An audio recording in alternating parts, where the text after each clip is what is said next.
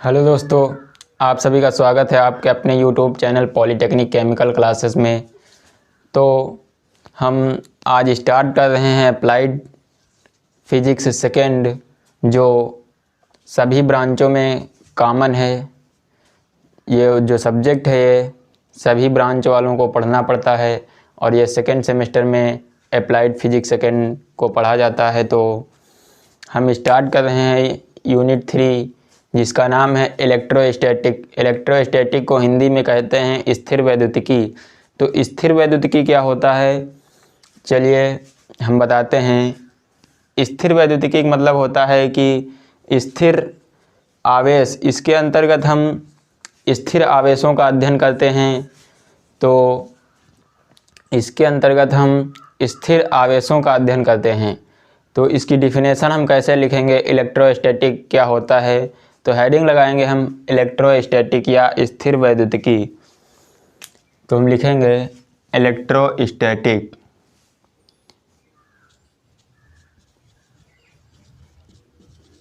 Electrostatic इसे हिंदी में कहते हैं स्थिर वैद्युतिकी। तो इसे हम कैसे डिफाइन करेंगे कि हम भौतिक विज्ञान की वह शाखा जिसके अंतर्गत हम रुके हुए आवेशों तथा उनके प्रभावों का अध्ययन करते हैं, तो स्थिर वैद्युतिकी कहलाता है। तो इसकी हम डिफिनेशन लिख रहे हैं, लिखेंगे भौतिक विज्ञान की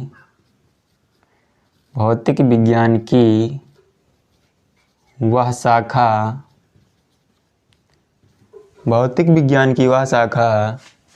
जिसके अंतर्गत हम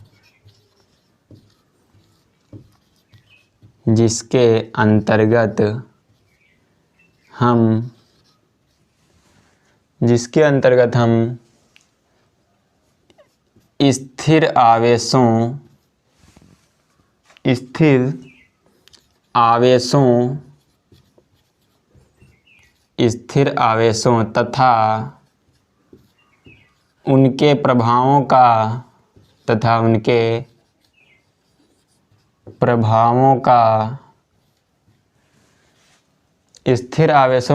प्रभावों का अध्ययन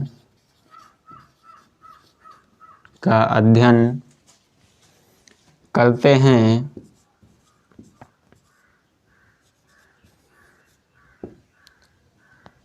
भौतिक विज्ञान की वह शाखा जिसके अंतर्गत हम स्थिर आवेशों तथा उनके प्रभावों का अध्ययन करते हैं, तो इसे क्या कहते हैं, इलेक्ट्रोस्टैटिक या स्थिर वैद्युतिकी कहते हैं।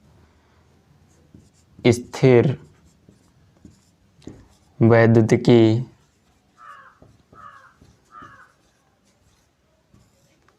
कहलाता है।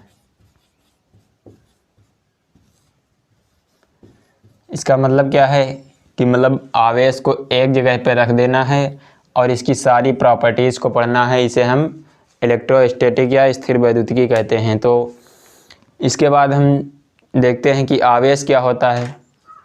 तो आवेश किसी वस्तु का वह गुण है जिसके कारण वह वस्तु अन्य वस्तु को अपनी ओर आकर्षित एवं प्रतिकर्षित करती है, आवेश कहलाता है। जैसे कि हम कंघी को अपने सूखे बालों में रफ करते हैं या रगड़ते हैं, तो रगड़ने के बाद उसको कागज़ के छोटे छोटे टुकड़ों के पास ले जाते हैं, तब उसमें एक अजीब हलचल होने लगती है जो आवेश के कारण होती है। कुछ कागज़ के टुकड़े होते हैं वो कंघी के पास जाने लगते हैं और कुछ कंघे से दूर होने लगते हैं। तो इस क्रिया को या इस घटना को आवेश कहते हैं। जैसे कोई कागज़ के टुकड़े हैं छोटे छोटे और इसे हम कंघे के पास ले जाते हैं, तो कुछ कंघे के पास जाते हैं और कुछ कंघे से दूर होने लगते हैं, तो इस घटना को आवेश कहते हैं। तो हम हेडिंग लगाएंगे आवेश क्या होता है। आवेश, तो इसकी हम डिफिनेशन लिखेंगे आवेश की। तो इसे हम रफ कर रहे हैं, अगर आप स्क्रीनशॉट लेना चाहें तो ले सकते हैं। तो अब हम हेडिंग लगाएंगे आवेश। आवेश को इंग्लिश में कहते हैं चार्ज। तो आवेश की हम डिफिनेशन लिख रहे हैं। आवेश किसी वस्तु का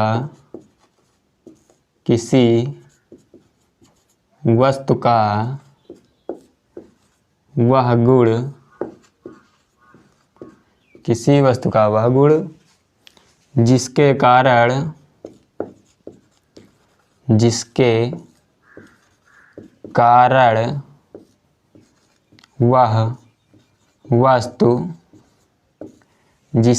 वह वस्तु अन्य वस्तु को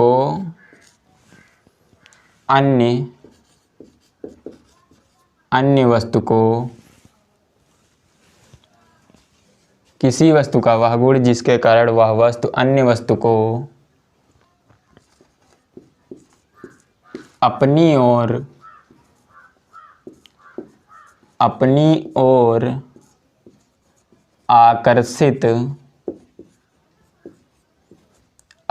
आकर्षित एवं प्रतिकर्षित करती है। आकर्षित एवं प्रतिकर्षित करती है।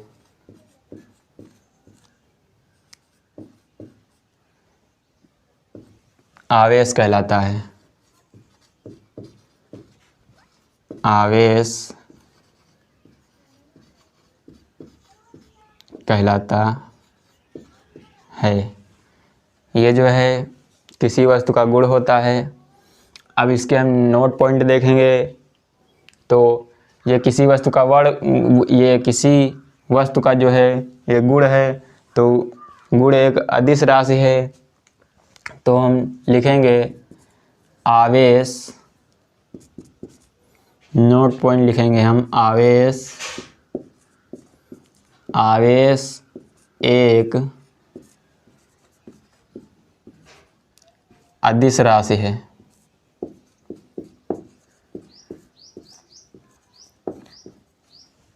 सेकेंड पॉइंट लिखेंगे आवेश एक व्युत्पन्न राशि है। व्युत्पन्न राशि है। आप हमारे साथ नोट्स भी बना सकते हैं। और आवेश का मात्रक क्या होता है?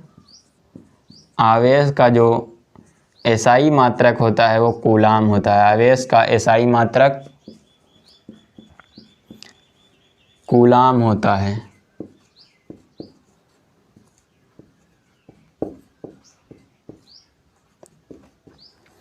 और आवेश का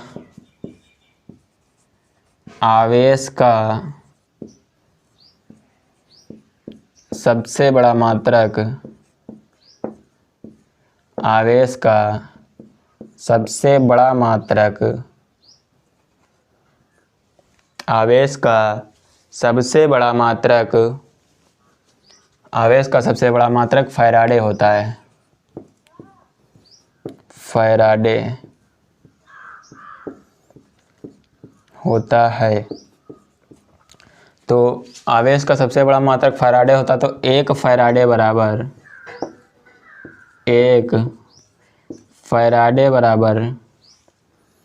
96,500 कूलाम के होता है। 96,500 कूलाम।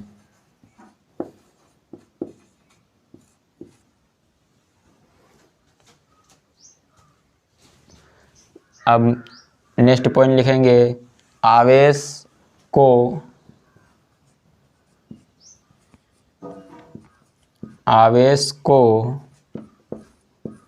स्मॉल क्यू या कैपिटल क्यू से प्रदर्शित करते हैं।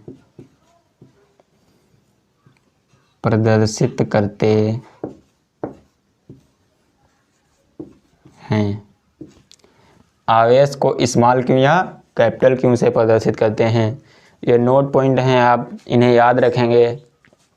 हो सकता है ऑप्शनल क्वेश्चन में भी पूछा जाए। और एक पॉइंट और लिखेंगे कि आवेश प्रवाह की दर को विद्युत धारा कहते हैं। आवेश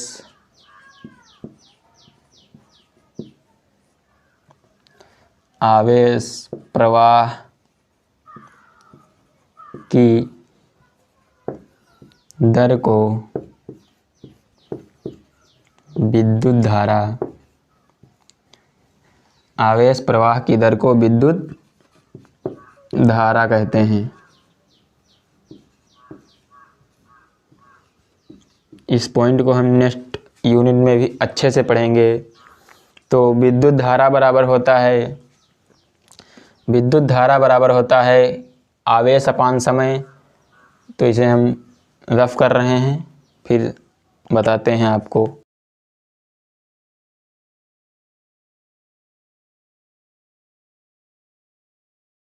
तो यहाँ से हमारा जो मान निकलेगा आवेश का, तो आवेश का जो मान, पहले आवेश का मान होगा Q = I × T। आवेश, अब यहाँ से आवेश की बीमा हम निकालेंगे। तो आवेश की बीमा निकालेंगे तो लिखेंगे आवेश की बीमा बराबर I यानी धारा की बीमा इंटू समय की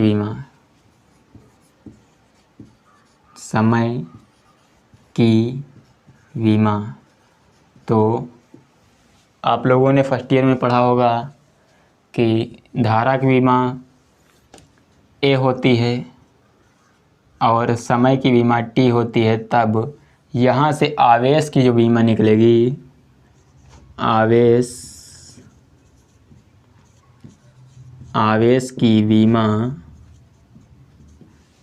की बीमा निकलेगी यहाँ से AT। आवेश की बीमा इक्वल टू हो जाएगा A × T, या इसमें इंटू नहीं लगाएंगे, ऐसे लिख देंगे। ये हो गई आवेश की बीमा। तो अब इसे याद रख सकते हैं और अपने नोट्स में भी लिख सकते हैं। तो ये कभी बहुविकल्पीय क्वेश्चन में भी पूछ लिया जाता है। तो अब हम इसके बाद बात करते हैं आवेश के प्रकार की, यानी टाइप्स ऑफ चार्ज। आवेश दो प्रकार का होता है, धन आवेश और ऋण आवेश। तो हम इसे इरेज कर रहे हैं, उसके बाद लिखेंगे आवेश के प्रकार। हेडिंग लगाएंगे हम आवेश के प्रकार, या इसे इंग्लिश में कहते हैं टाइप्स ऑफ चार्ज। तो हम हेडिंग लगाएंगे आवेश के प्रकार। आवेश के प्रकार। तो आवेश दो प्रकार का होता है। फर्स्ट है धन आवेश, इसे इंग्लिश में हम कहते हैं पॉजिटिव चार्ज।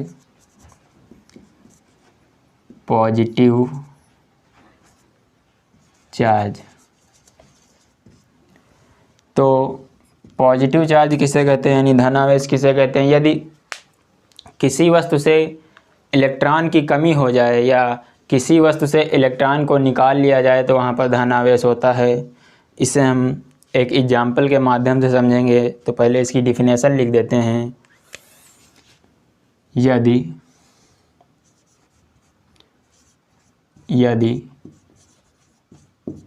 किसी वस्तु में इलेक्ट्रॉनों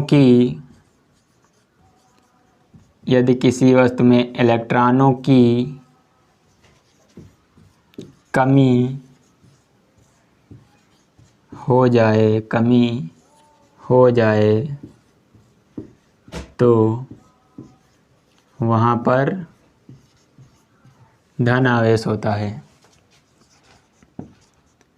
धन आवेश होता है।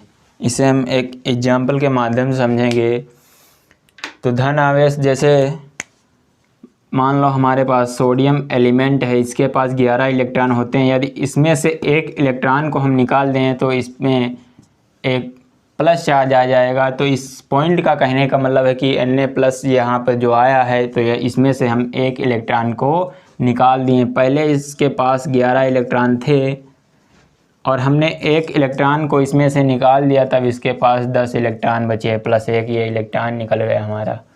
तो यही होता है कि मतलब इस एलिमेंट से हमने एक इलेक्ट्रॉन निकाल दिए, तो यहाँ पर 11 इलेक्ट्रॉन थे पहले, यहाँ 10 इलेक्ट्रॉन हो गए। इस पॉइंट को आप समझ चुके होंगे कि धन आवेश किसे कहते हैं। अब इसी तरह सेकंड पॉइंट है ऋण आवेश। तो हेडिंग लगाएंगे हम, सेकंड हेडिंग लगाएंगे ऋण आवेश। ऋण आवेश इसे इंग्लिश में कहते हैं negative charge. Negative charge, negative charge मतलब इसमें क्या होता है, इलेक्ट्रॉनों की अधिकता हो जाए। यदि किसी वस्तु में इलेक्ट्रॉन की अधिकता हो जाए तो वहाँ पर क्या होता है, यदि लिख सकते हैं, यदि किसी वस्तु में इलेक्ट्रॉनों की यहाँ कमी है तो यहाँ अधिकता लिखेंगे। तो लिखेंगे यदि किसी वस्तु में इलेक्ट्रॉनों की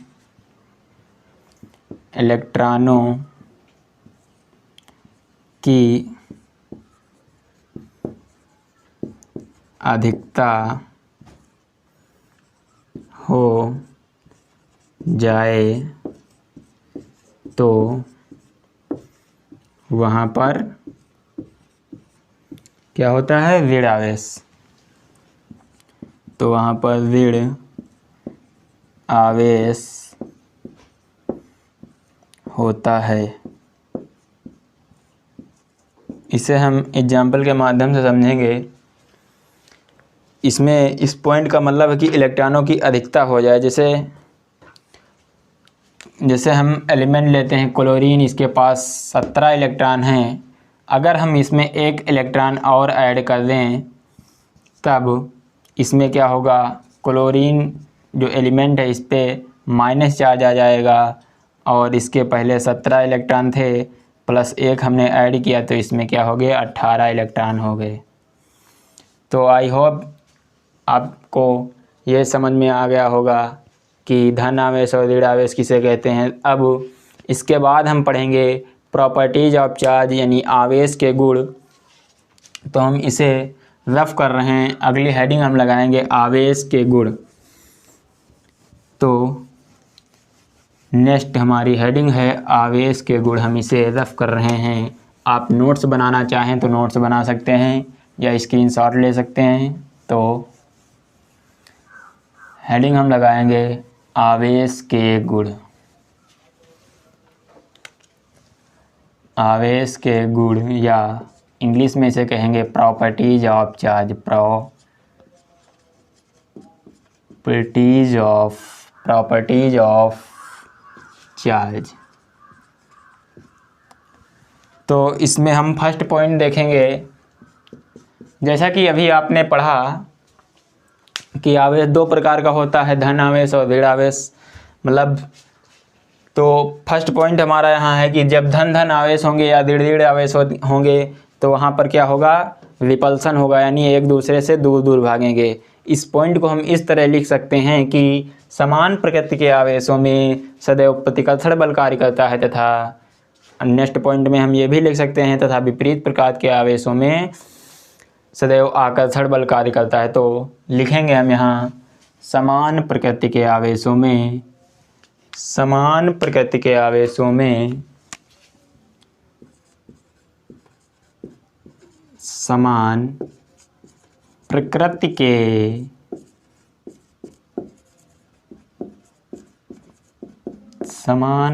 के आवेशों में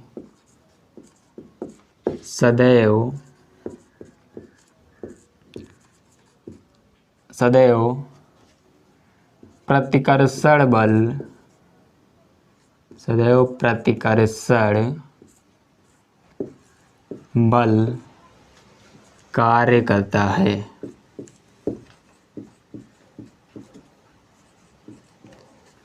इस पॉइंट का मतलब है कि जो आवेश है इनकी प्रकृति सेम होगी, तो वहाँ पर क्या होगा, जैसे कि एक प्लस चार्ज है और दूसरा भी प्लस चार्ज है, तो ये क्या करेंगे, प्रतिकर्षित करेंगे, यानी रिपल्सन होगा इसमें। रिपल्सन मतलब कि एक दूसरे से दूर दूर भागेंगे। जैसे कि ये प्लस चार्ज है, ये इस तरफ जाएगा और ये इस तरफ जाएगा। इसी तरह अगर निगेटिव चार्ज हों, दोनों निगेटिव चार्ज होंगे, तब ये भी एक दूसरे से दूर दूर होंगे। अब इसमें हम सेकंड पॉइंट देखेंगे। यहाँ पर देख लिया हमने समान प्रकृति के आवेशों में। अब सेकंड पॉइंट जो हमारा है विपरीत प्रकृति के आवेशों में, तो लिखेंगे विपरीत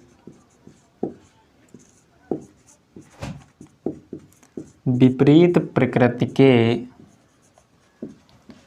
आवेशों में, विपरीत प्रकृति के आवेशों में सदैव आकर्षण बल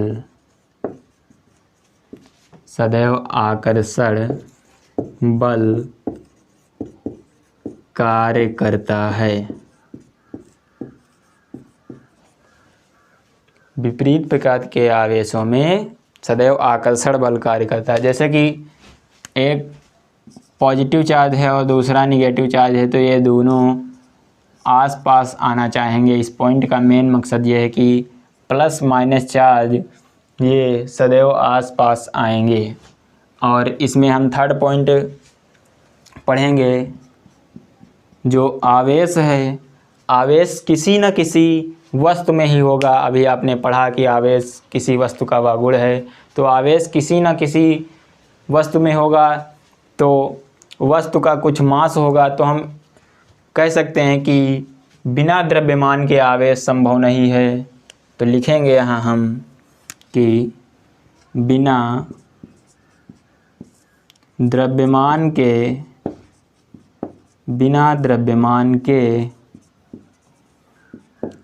आवेश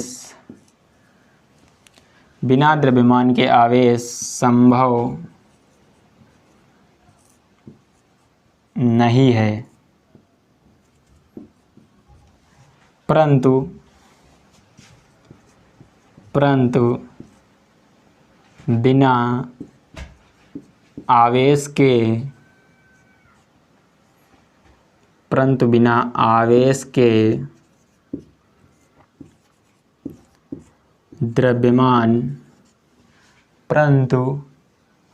आवेश के द्रव्यमान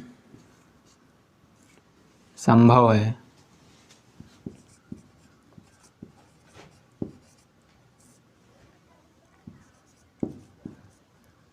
और इसमें एक फोर्थ पॉइंट है कि आवेश को हम ना तो उत्पन्न कर सकते हैं और ना ही नष्ट कर सकते हैं। आवेश को सिर्फ हम एक वस्तु से दूसरे वस्तु में ट्रांसफॉर्म या रूपांतरित या स्थानांतरित कर सकते हैं। तो और जो ये है नियम है हमारा, इसे ऊर्जा संरक्षण का नियम भी नहीं, सॉरी,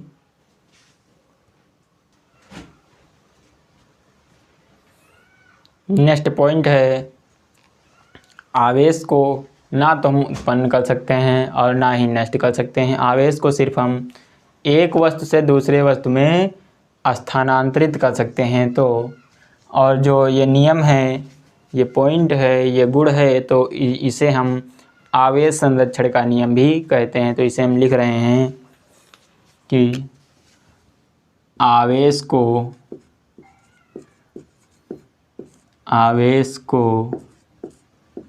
ना तो हम उत्पन्न कर सकते हैं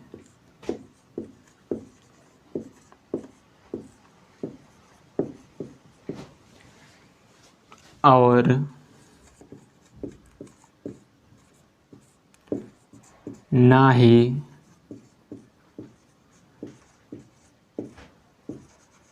नष्ट कर सकते हैं।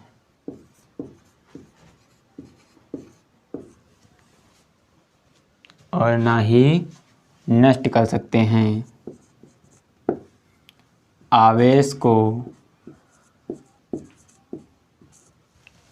आवेश को सिर्फ हम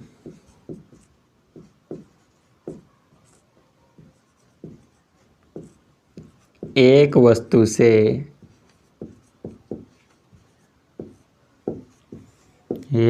से दूसरी वस्तु में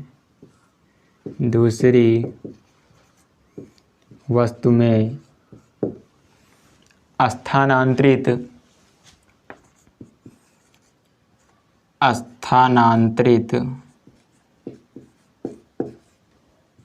एक वस्तु से दूसरी वस्तु में स्थानांतरित कर सकते हैं।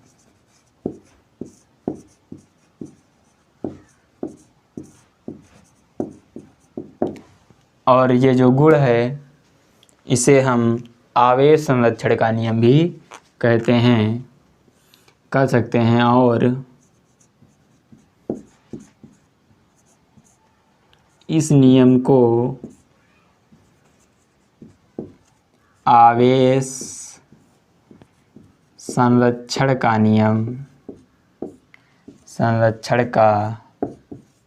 नियम भी कहते हैं। तो अब इसके बाद हम पढ़ेंगे आवेश का क्वांटीकरण। हेडिंग लगाएंगे हम आवेश का क्वांटीकरण, फिर वीडियो को एंड करेंगे। तो हेडिंग लगाएंगे जो हमारा 5th पॉइंट है, आवेश का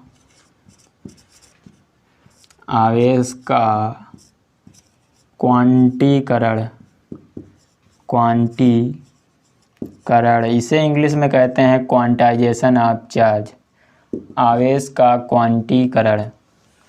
तो आवेश के क्वांटीकरण में क्या होता है, बेसिकली जो ये आवेश का गुण है क्वांटाइजेशन ऑफ चार्ज, इसमें ये होता है कि हम आवेश को अपने मन के हिसाब से आवेश को विभाजित नहीं कर सकते हैं। आवेश सदैव पूर्ण गुणज संख्या के रूप में होता है। तो हम लिखेंगे आवेश को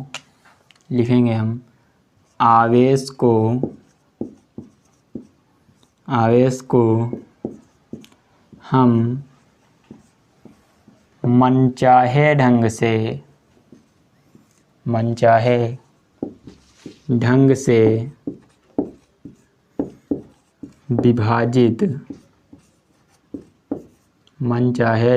विभाजित नहीं कर सकते हैं।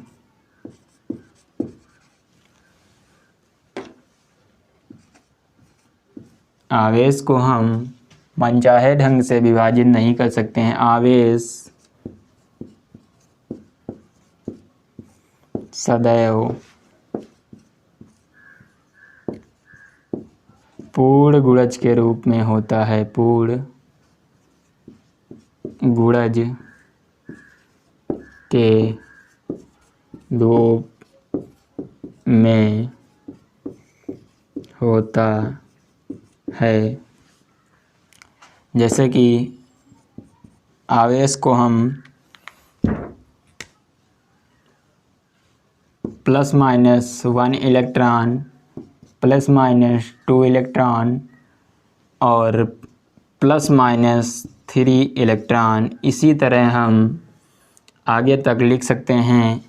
तो यहाँ से एक हमारा फार्मूला निकलता है Q = Ne। n यहाँ नंबर ऑफ इलेक्ट्रॉन, ये हमारा कोई भी नंबर हो सकता है, 1 2 3 4 5। तो जो यहाँ से फार्मूला हो जाएगा हमारा Q = ±Ne,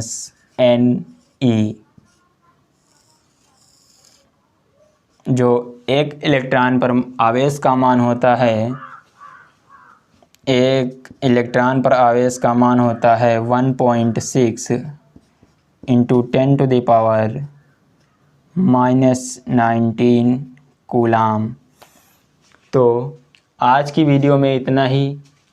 हम मिलते हैं नेक्स्ट वीडियो में। अगर आप सभी को वीडियो अच्छी लगी हो तो वीडियो को लाइक करो और चैनल को सब्सक्राइब करो और अपने दोस्तों में शेयर करो। तो आज की वीडियो में इतना ही। जय हिंद, जय भारत।